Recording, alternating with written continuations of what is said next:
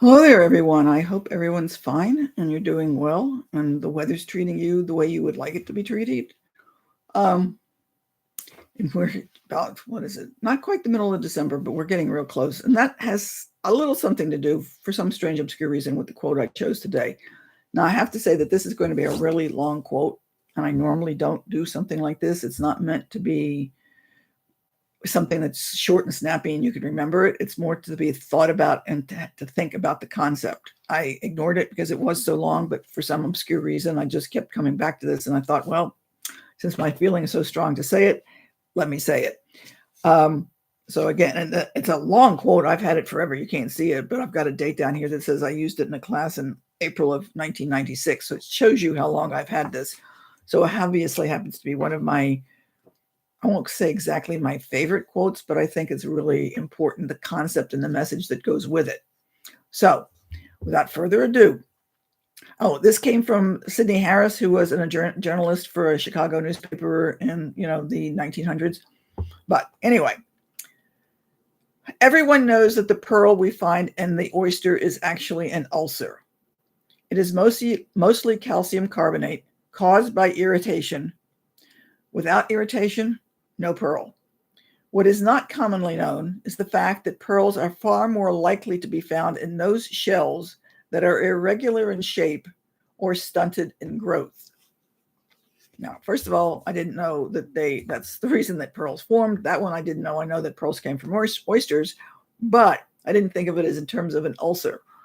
It doesn't matter. I knew it had something to do with the fact that they got something in it, like a piece of sand or something that irritated the oyster, and then the material that we think of as mother of pearl, the oyster starts to cover that little, let's say, grain of sand with it to create, and it goes over and over time until it creates what we now know as pearls.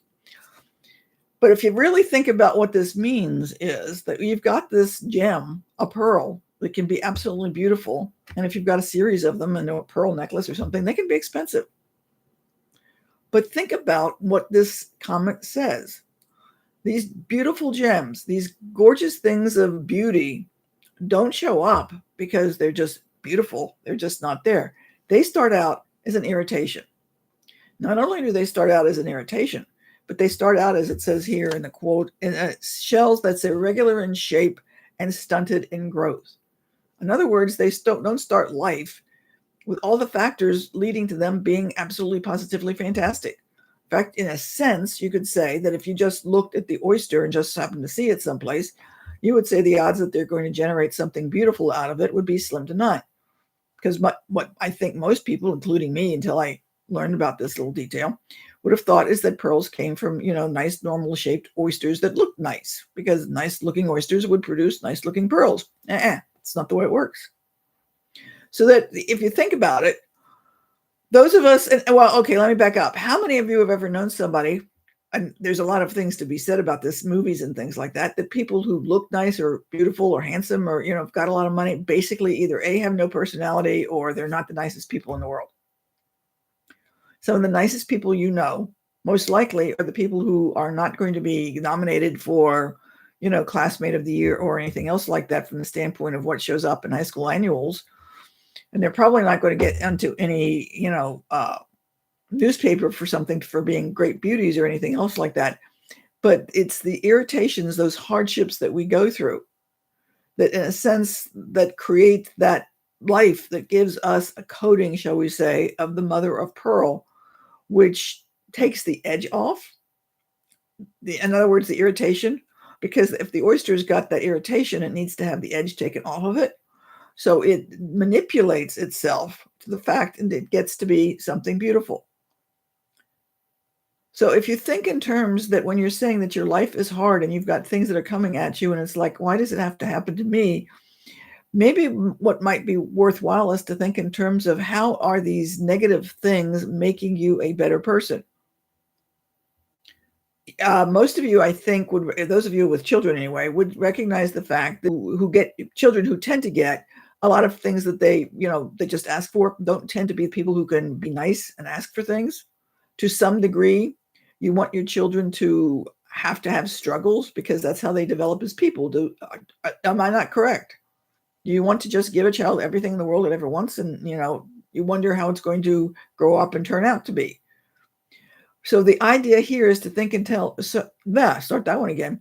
The idea here, at least something that I'd like you to think about, and that's why it's the meditation for this week, is that the things you're going through, the things that cause you irritation, are the things that are actually making you a better person, and in a sense are making you more beautiful. Maybe not necessarily from a physical standpoint, perhaps, but as a person who's got something that other people find fascinating and interesting and find beautiful in people. If you think about the people you go to because you need somebody to say something to calm you or somebody to cheer you up or some such thing like that, you're probably not going to go to the people who have everything in the world and don't have any suffering. You're going to go to the people who understand and they can support you. So in the same sense that you do that, this is what happens to you, and you become supportive to somebody else because you too started life out as an irritant and an ulcer and a irregularly shaped oyster shell.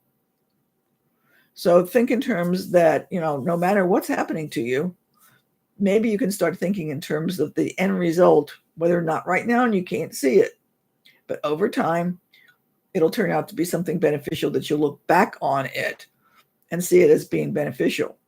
For those of you who can be at 20, but more likely when you're 30 or older than that, I would be willing to bet that most of you can think back to times when you were children or young 20s or something like that, and you thought the end of the world was happening, and it turned out to be something that turned out to be really good for you. So what's happening now to you can turn out to be something that's going to be beneficial for you in the long time. What's going on with you right now? And if you think in terms of what's going on with you right now, can you start thinking in terms of how you can develop that particular issue so that you too can turn out to be a pearl and people could look at you as being valuable and beautiful at some point in the future? I hope this makes sense. I hope you can see it. Again, I'm getting the strong sense that this is something I needed to say today, and I'm not sure why. So hopefully, one of you out there are appreciating this because maybe it's just hitting home terribly. And if that's the case, way to go. Let me know. I'd appreciate that because it's like, again, I can't explain it, but I just have the sense that I should do this today. So I hope this was helpful. I hope it was meaningful. And if maybe you know somebody that might be meaningful for, to share it with them, let me know. I really would appreciate it. And have a good week. I hope it was helpful. We'll see you along. Let me know. We'll see you. Bye. One of these days, I'm going to have to figure out a better way to end. If you guys have got an idea, let me know. I'd appreciate it. Anyway, bye.